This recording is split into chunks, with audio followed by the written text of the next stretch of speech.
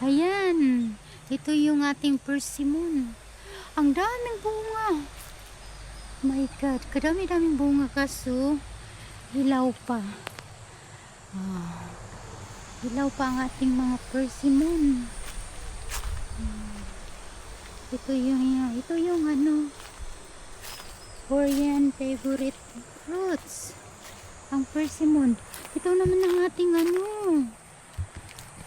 peach. Ayan. Kaso hilaw pa. Hindi ko kasi binalot. Ayan, nasira siguro. Hindi ko binalot. Kaganda ng panahon. Tingnan nyo. Super ganda. Ito ko kayo sa aking bakuran. Dito sa South Korea. Ay, ang aking ampalaya. May mga bunga na. Tingnan nyo, may bunga. Andiyan, ayan. May bunga na ang aking ampalaya. Ayun na. Ayun pa, malaki. Kaso sobrang init. Oh, ang dami. Ayan pa. Daming bunga. Oh, ayan pa. Nakadaming bunga. Ayun. Ampalaya. Daming bunga sa ating ampalaya. Ay, kainit ng panahon. Sobrang init. Ang aking tawag nito upo. Battle gourd. Oh, kadaming bunga. Ayan oh. Wow. Wow. Ay, daming bunga. Ay, sobrang init. Buti na nga lang hindi siya na grabe itong na to. Battle gourd. Isang puno lang to. Sobrang daming bunga.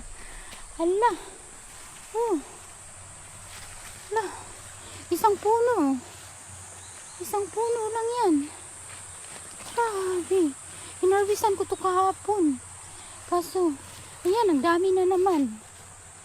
Maganda yung na to. Variety. Sobrang dami yung bunga. Ayan pa. Oh my God, paano na lang ito ubusin pagkain? Ayan, ang sitaw natin. Ang sitaw, ang haba. Ayan, namunga na rin ang sitaw. Ayun. Tapos ang okra. May okra tayo. Ladyfinger. May bunga na. Itong grapes natin wala pa. Yung kamatis doon. May bunga na. Ay, kainit.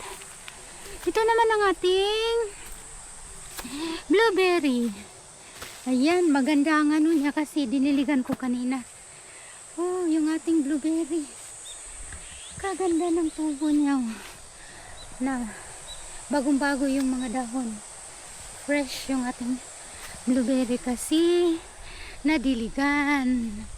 Tapos ayun, ang ganda ng Tapos doon tayo sa bulaklak. Ayan oh, may bunga pa. Ayan. May bunga pa siya. Yun oh. Yung dalawang puno. Late siya. Late ang Dito tayo sa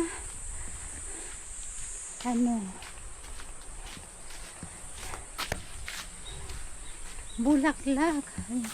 Hello, grabe ang init to. Kawawa yung ating peach. My God, kainit. Yun ang bulaklak ko. Kaganda. Dito ang ating tawag dito. Ay, ayan.